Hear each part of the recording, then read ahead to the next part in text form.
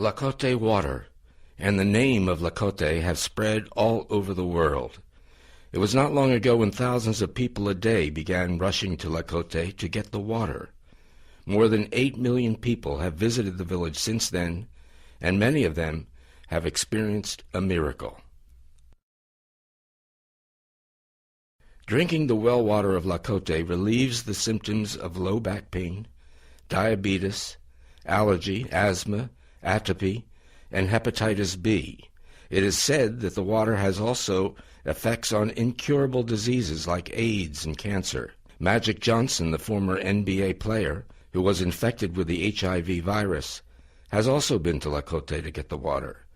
Just drinking the Lakota water cures many diseases.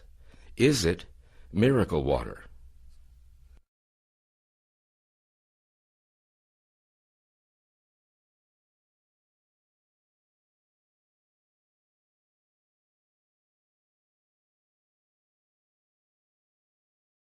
We have started to research the subject and have collected some very interesting data. Dr. Graciela Camps-Salaberi heard about Lakota water and gave it to her patients. Her clinical data show that out of 3,673 patients from the ages of 14 to 81, more than 80% received some benefits. As follows: AIDS 100%, allergies 99%, dermatopathia 96%, respiratory disease 89%, gastrointestinal disease 91%, neuroses 59%, osteoarthritis 87%, and diabetes 88%. This means that these percentages of patients experienced a change for the better, recognized themselves, improvements that were also substantiated by diagnoses. These patients drank, on the average, 2 to 3 liters of Lakota water a day. Dr. Graciela Camps-Salaberi said, "I was amazed by the curative properties of the Lakota water. It's nothing but a miracle. The clinical data indicate the amazing creative power of Lakota water."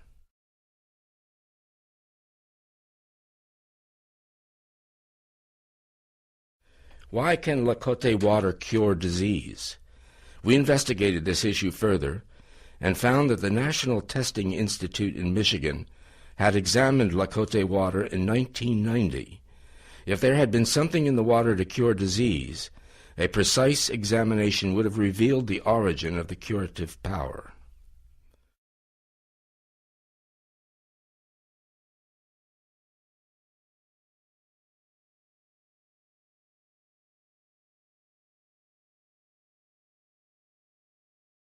The results indicate that Lakota water abounds in minerals such as calcium, iron, and magnesium. However, this is common to well water in general, and therefore it is clear that these minerals are not the origin of the water's curative powers. Lakota water is believed to save people who are suffering from disease, but what on earth is the source of this curative power?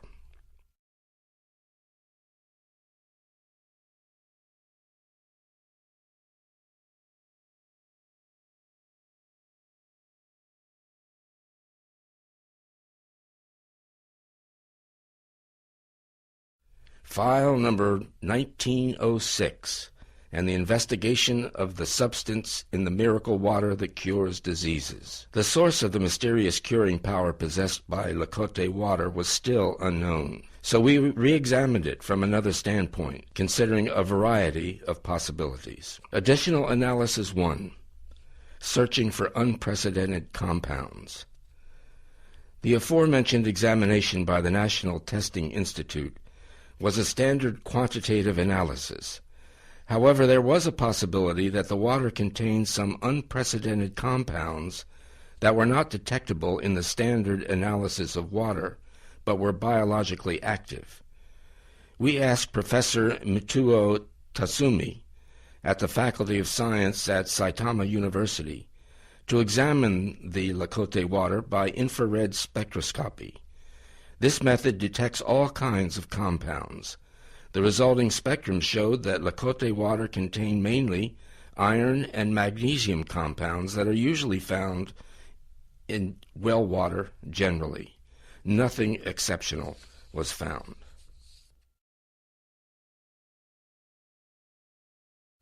Additional analysis 2, searching for microorganisms like bacteria. In the standard examination of water, limited kinds of microorganisms, E. coli for example, can be detected. We assume that some special microorganisms, such as fungi producing antibiotics, might exist in Lakota water, and the curing property of the water might be the result of their action in the human body. We asked Professor Yuzuru Mikami, Chiba University Research Center for Pathogenic Fungi and Microbial Toxicoses, to perform DNA analysis of Lakota water to explore the possibility of the existence of such microorganisms. However, no such microorganisms were detected. All results showed that there was no difference between the Lakota water and ordinary water. It seemed impossible to find any difference between them. But now comes a report from Kyushu University that something has been detected in Lakota water that is not in normal water. What is it?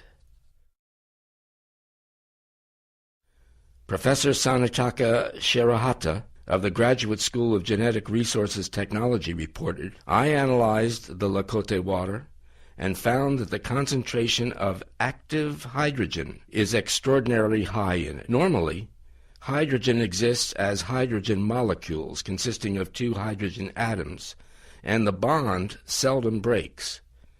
According to Professor Shirahata, hydrogen rarely exists as atomic hydrogen. The atomic hydrogen is called active hydrogen, and the Lakota water contains 10 times as much active hydrogen as normal water.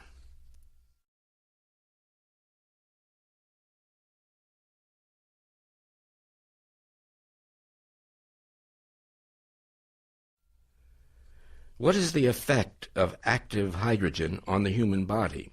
Professor Sanetaka Shirahata answers, recently, active hydrogen has been found to be effective in the prevention and remedy of a variety of diseases.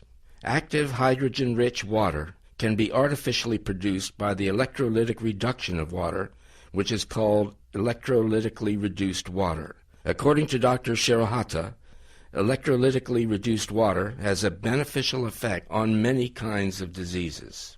At Kiowa Hospital in Kobe, Japan, they have used electrolytically reduced water for more than 10 years. Drinking several liters of electrolytically reduced water a day was shown to enhance the remedial effects. According to Dr. Munenori Kawamura, the director of Kiowa Hospital, drinking electrolytically reduced water sometimes sets the patient free from pharmacotherapy in a rather short time. This may be the result from an increase in the power of spontaneous cure, for example, the enhancement of the immune response. Professor Shirahata tells us that, like electrolytically reduced water, Lakota water abounds in active hydrogen, and the high concentration of active hydrogen proves the miracle curing power. Del cloro. Chlorine was used for the first time in London in 1850, and it was to prevent people from contaminating themselves, where it's like where you have a situation when typhus or other epidemical disasters strike. However, nobody was thinking about the health effect of oxidation and of applying chemicals.